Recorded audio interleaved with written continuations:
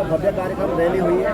मेरे साथ मौजूद है प्रांतीय अध्यक्ष नवोदय के श्री पैनल जी। आप तुलिसेण मुखेम में रहे, आप जवाहर नवोदय जाजल में रहे, आप सचिवालय संघ के भी पदाधिकारी हैं, उपाध्यक्ष हैं, और भी सभी लोग, तिवारी जी हैं, पैनोली जी हैं, खंडवाल जी हैं, भाई साहब हैं, सहयोग बड़े भाई से कि हम 2005 से एनपीएस को ढो रहे हैं। स्क्रीन पे हमें अपनी धनराशि तो दिख रही है, लेकिन ये धनराशि हम निकाल नहीं पा रहे। इसके क्या कारण रहे हैं? इसका कारण यह है कि बहुराष्ट्रीय कंपनियों के दबाव में सरकारों ने बाजारवाद के नाम पे ऐसी पॉलिसियां बनाई, ऐसे सब जवाब दिखाए हमारे कर्मचारियों को कि जब हम सेवानिवृत्त होंगे 2005 के बाद जो हमारे साथ नौकरियों में आए, उनको दिखाया गया कि जब आप रिटायर होंगे तो करोड़ों करोड़ रुपये धनराशि आपको मिलेगी और आपका भविष्य इसमें उज्ज्वल है। उस समय के तत्कालीन जो हमारे कर्मचारी नेता रहे, उनको भी ये आभास कराया गया कि ये नए साथियों के लिए बड़ी अच्छी स्कीम है। और वो बहुत सारे लोग तो ऐसे हैं जिन्होंने कहा कि काश हम एनपीएस में होते। इस तरह का भ्रम फैलाया गया और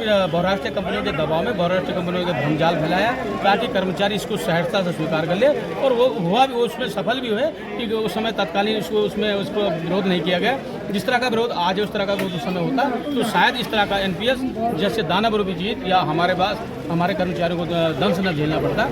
और उसके लिए लगातार एनएमओपीएस के बैनर तले पूरे देश में कार्यक्रम चल रहे हैं, उत्तराखंड में कार्यक्रम चल रहे हैं और 1 अक्टूबर की दिल्ली की रैली बड़ी संख्या में कर्मचारी शामिल होंगे और पुरानी पेंशन बहाल होगी। इसी पर मुझे एक सवाल आ गया, केंद्र सरकार के पास जम्मू कश्मीर जैसा मुद्दा हल हो गया, राम मंदिर का मुद्दा हल हो गया। अब मुझे लगता है एक ही मुद्दा है ओपीएस का। क्या 2024 में क्या केंद्र सरकार जागेगी कि पुरानी पेंशन जैसे मुद्दे पर बात करता है? ये हम सब कर्मचारियों का फर्ज बनता है, कर्तव्य बनता है। यदि हम अपनी ताकत दिखाने में अपने सफल रह गए तो सरकार लोकतंत्र में वोट बैंक बड़ी चीज़ है। यदि हमने अपने आप को वोट बैंक के रूप में स्थापित कर दिया, आभास करा दिया, जैसे हिमाचल में कराया, कर्नाटक में कराया, यदि कर्मचारी 1-2% कर्मचारी और उनके परिवारों को जोड़ दिया जाए तो कहीं ना कहीं सरकार को इसका दंश झेलना पड़ेगा, इसको भुगतना पड़ेगा। और मैं समझता हूँ सरकार के पास कई ऐसे बुद्धिजीवी हैं जो शीघ्र पुरानी पेंशन बहाल है।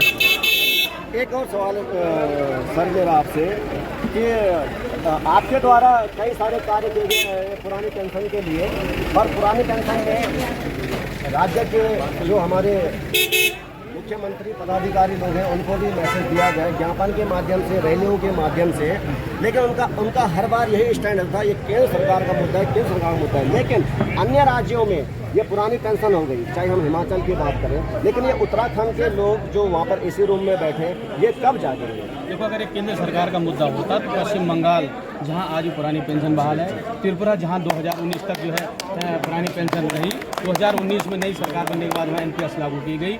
अगर ऐसा केंद्र सरकार राज्यों का मुद्दा न होता, ये राज्यों का विषय है, राजस्थान, छत्तीसगढ़, झारखंड, पंजाब, हिमाचल ने इसको करके दिखाया है। और सरकारों को दिल इच्छा शक्ति दिखानी होगी, कर्मचारियों को जनभावनाओं के अनुरूप अपने हाईकमान के सामने बात रखनी होगी कि अगर हमने समय रहते पुरानी पेंशन बहाल नहीं करी, हिमाचल और झारखंड, कर्नाटक की परिणाम भी हमें भुगतने होंगे और सरकार के सामने जब पक्ष रहेगा निश्चित रूप से पुरानी पेंशन बहाल होगी। अब मैं ज़्यादा समय, आपका समय बहुत कीमती है, एक आखिरी सवाल है। उत्तराखंड का बहुत ही पर्वतीय क्षेत्र, दुर्गम क्षेत्र के लोग प्रतापनगर जैसे क्षेत्रों में, घनसाली जैसे क्षेत्रों में एक चिंगारी पेंशन के रूप में जागी है, जो चिंगारी दिल्ली के रामलीला मैदान तक जाएगी। तो ये आखिरी मैसेज होगा और दिल्ली के लिए हमारी क्या रणनीति होगी, हमारे सभी संवर्गों के लिए एक आपके द्वारा एक आखिरी मैसेज है। हमारा सभी संवर्गों से बार बार अनुरोध है, हर मंच से, हर प्लेटफॉर्म से भी यही कह रहे हैं कि बड़ी तादाद में अपने दिल्ली पहुँचे और इस पुरानी पेंशन बहाली की जो मुहिम विजय कुमार बंधु जी के नेतृत्व में चल रही है, जैसे 6 राज्यों में सफल हुई है, पूरे देश में सफल करने के लिए जरूरी है। अधिक से अधिक संख्या में कर्मचारी दिल्ली पहुँचे। बहुत बहुत धन्यवाद सर, अच्छा लगा।